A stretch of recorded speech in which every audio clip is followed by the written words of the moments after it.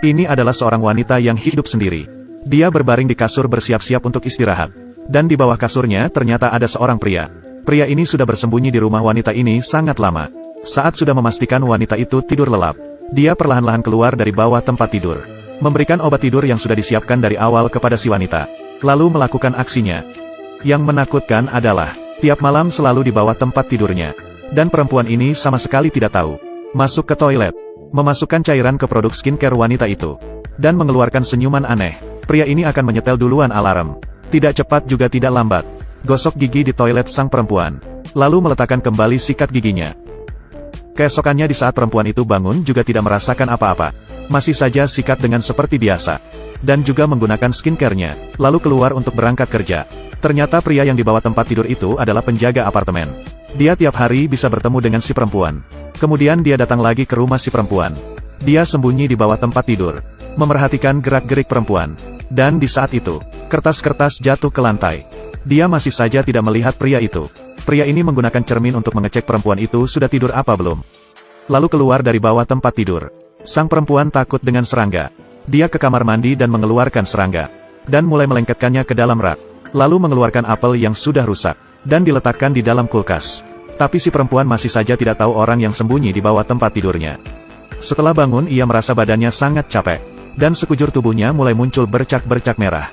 Dia membuka lemarinya dan melihat serangga yang penuh di dinding sekeliling kamarnya.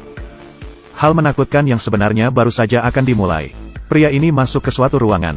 Dia juga mengeluarkan belati tali yang sudah disiapkan. Lalu dia memperhatikan kamar itu. Dan memutuskan hatinya. Kemudian sembunyi di bawah tempat tidur. Menunggu perempuan itu masuk ke dalam kamar.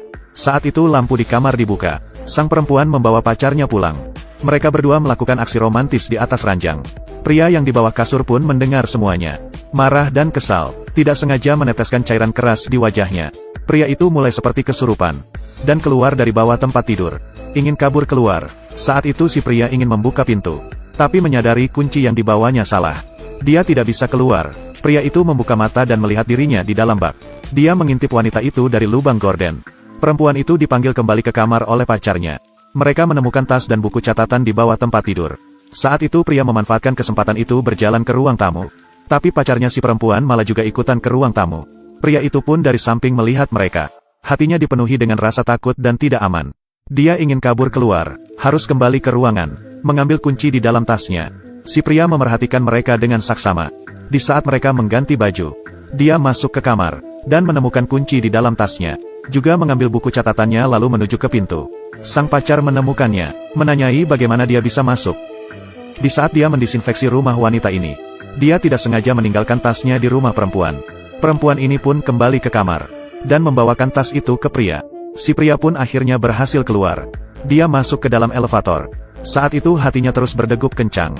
Karena setelah itu, dia tidak bisa memeluk wanita itu tidur lagi. Setelah itu si pria melihat perempuan dan pacarnya pergi. Dan sepertinya tidak akan kembali lagi. Perempuan itu juga mengatakan selamat tinggal kepadanya. Sang pria dengan putus asa naik ke lantai atas. Dia bersiap untuk lompat dari atas menyelesaikan hidupnya. Kemudian mendengar suatu suara. Dia melihat perempuan dan pacarnya.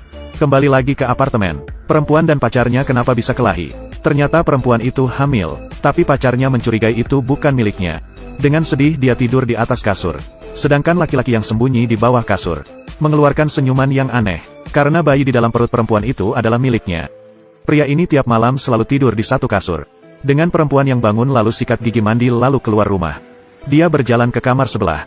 Ganti baju dan bersiap untuk berangkat kerja. Di pagi hari adalah penjaga apartemen yang ramah. Di malam hari menjadi seorang yang mesum. Tiap hari selalu melakukan hal ini.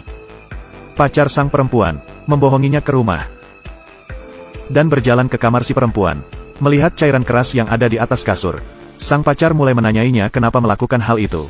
Saat itu kedua orang itu berkelahi. Sang penjaga rumah ditekan ke atas kasur. Tiba-tiba dia mengambil serpihan kaca. Dan menusuk leher si pacar perempuan. Dan menariknya ke dalam kamar mandi. Sang pacar mulai memberontak. Tapi tidak ada gunanya. Dia menyalakan keran. Mengeluarkan serpihan kaca dan meletakkannya di tangan sang pacar. Dan kembali merapikan kamar. Lalu membawa pergi cairan dan masker. Saat itu, air memenuhi kamar mandi. Di perjalanan pulang pria itu melihat selembar kertas. Dan yang meletakkan kertas itu adalah gadis ini. Di saat gadis ini siuman, dia melihat pria itu dari lubang pintu. Tiba-tiba pria itu muncul di belakangnya. Gadis itu pun berteriak, tapi tidak ada muncul apa-apa dari orang tua si gadis. Sang pria berkata ke gadis, "Mereka hanyalah tidur." Pria ini menggendong si gadis kecil dan mulai mengancamnya. Sang gadis ketakutan, hanya bisa mengangguk setuju. Setahun kemudian, perempuan menerima sebuah surat, dan surat ini ditulis oleh sang pria. Sang pria mengakui semuanya, dan bayi yang dilahirkan adalah miliknya. Perempuan ini menggendong bayimu sambil menangis keras. Pria itu hingga akhir tidak mendapatkan hukuman. Tapi dari cerita ini, dia memberikan kita banyak pencerahan. Jangan pernah menandai orang asing sebagai guru. Karena